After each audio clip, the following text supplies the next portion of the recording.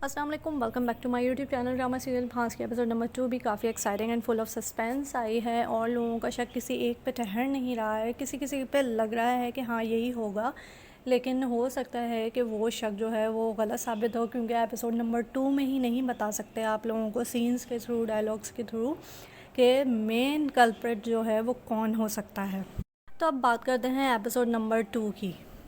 ज़ेबा की अम्मी और बहन ज़ेबा का इंतज़ार कर रही थी और फिर अब अगर बात करें एपिसोड नंबर 3 की, तो हॉस्पिटल में ज़ेबा को होश तो आ गया है, लेकिन वो किसी का भी नाम बताने से कासिर है। लेकिन उससे पहले वो बेहोशी के आलम में सा कर रही थी, तो उसकी बहन कह देती है कि सा से समझ, लेकिन यहाँ पे वो गलत भी साबित हो सकती है। वो इस तरह से, क्योंकि सा से सिर्फ समझ नहीं आता बल्कि साहिल भी आता है और सिराज भी आता है।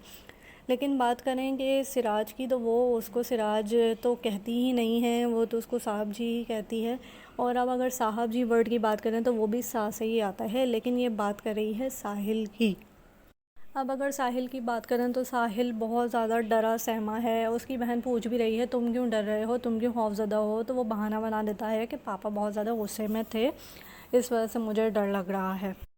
लेकिन ये सब करने वाला साहिल ही होगा, वो इसलिए क्योंकि इसको याद आता है कि इसके अब्बू जो हैं इसकी अम्मी को मारते थे और वो किसी राबिया नामी औरत के पास जाया करते थे उससे मिलने के लिए। तो वो ये सब का बदला जो है वो ज़ेबा से ले रहा है और वो कोई इनोसेंट नहीं है, क्योंकि इस टीज़र्स वगैरह में एक सीन में दिखाया था कि एक जो बहुत ही मुश्किल पज़ल होता है वो इसने सॉल्व करके दिखा दिया था। यानी कि सारे, मतलब वो रेड वाले जो स्क्वायर्स होते हैं वो इसने बना लिए थे। वो तो अच्छे अच्छे नॉर्मल लोगों से भी नहीं बनाया जाता है, तो ये एक एबनॉर्मल बंदा कैसे कंप्लीट कर सकता है वो पज़ल।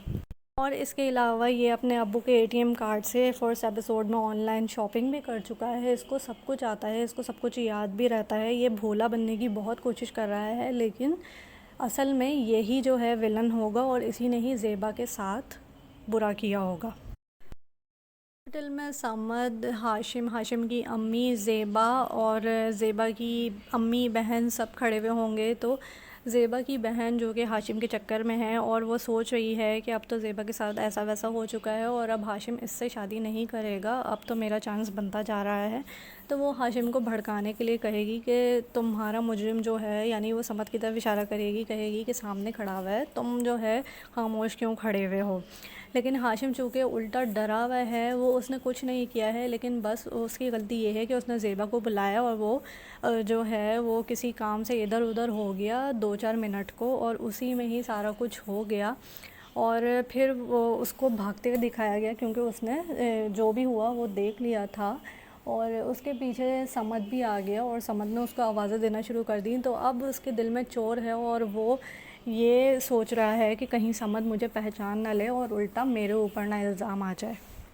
इससे पहले ज़ेबा की बहन हाशिम से बात कर रही थी और कह रही थी कि अब तुम कैसे अपनाओगे ज़ेबा को। तो हाशिम सोच में पड़ जाता है और फिर अपनी अम्मी के साथ जाके ज़ेबा जब होश में आ जाती है तो वो ज़ेबा से रिश्ता तोड़ने की बात कर देता है, जिस पर ज़ेबा को बहुत ज़्यादा गुस्सा आता है और अफसोस होता है कि यही मुझे बुलाने वाला था उस जगह पे और अब यही मेरा साथ छोड़ रहा है। मेरे साथ अगर ऐसा कुछ हो चुका है तो वो उसको हाशिम को मारने की कोशिश करेगी। तो ज़ेबा की अम्मी उसको छुड़वा के हॉस्पिटल से बाहर ले जाएंगी और हाशिम अपनी अम्मी के साथ चुपचाप खड़ा रह जाएगा। दूसरी जानिब नादिया के शौहर से राज ने साफ साफ कह दिया कि इन लोगों को दफ़ा करो यहाँ से, ये अब मज़ीद हमारे घर में नहीं रहेंगे। तो जब हॉस्पिटल से नादिया बीबी के घर ज़ेबा और ज़ेबा की अम्मी और बहन वगैरह सामान लेने आती हैं, तो ज़ेबा सिराज को कहती है कि मेरे साथ जो कुछ हुआ है मैं उसका बदला लेके रहूँगी, उसका सब कुछ पता लगा के रहूँगी। इसके अलावा दिखाया जाता है कि जब ज़ेबा हॉस्पिटल में ही थी तो सिराज चुपचाप ज़ेबा के कमरे में जाता है और वहाँ पे इसको हाशिम की तस्वीर मिलती है और वो उसको देखने लगता है।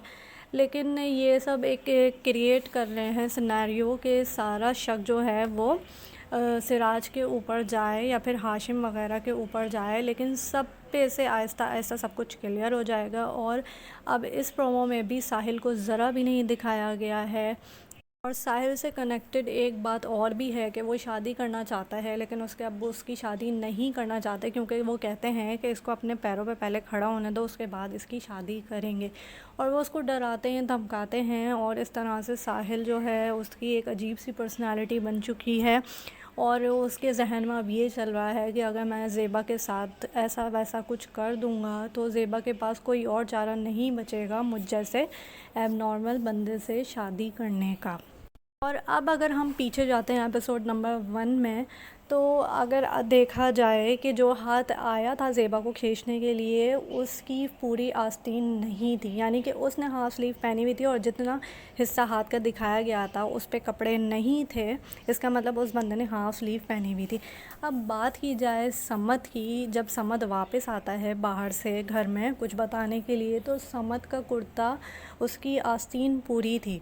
अब बात की जाए अगर सिराज की, तो सिराज ने पहना हुआ था पर्पल कलर का कुर्ता। सिराज निकला घर के अंदर से और सिराज का कुर्ता भी फुल आस्तीन का था। उसके बाद पीछे से आया था काफ़ी देर बाद साहिल, और साहिल ने चढ़ाई हुई थी अपनी आस्तीनें, तो इसका मतलब है कि साहिल हो सकता है। और अगर बात की जाए हाशिम की, तो हाशिम ने भी अपनी आस्तीन चढ़ाई हुई थी, लेकिन हाशिम नहीं हो सकता क्योंकि उसकी तो शादी ज़ेबा से ही होने वाली थी, तो वो ऐसा क्यों करेगा। ऊपर से उसको जो इतना डर लग रहा है, तो वो सिर्फ इसी वजह से लग रहा है क्योंकि जो कुछ हुआ वो इसने देख लिया था और वहाँ से डर के मारे भागा कि मैंने ही ज़ेबा को बुलाया था और अब ये ज़ेबा के साथ क्या हो गया है। तो अगर आपको मेरी वीडियो अच्छी लगी हो तो लाइक कीजिएगा, शेयर कीजिएगा और मेरे चैनल को ज़रूर सब्सक्राइब कीजिएगा। और आप भी कमेंट सेक्शन में ज़रूर बताइएगा कि आपको कौन लगता है, साहिल, सिराज, या फिर हाशिम, या फिर समद। थैंक यू, अल्लाह हाफ़िज़।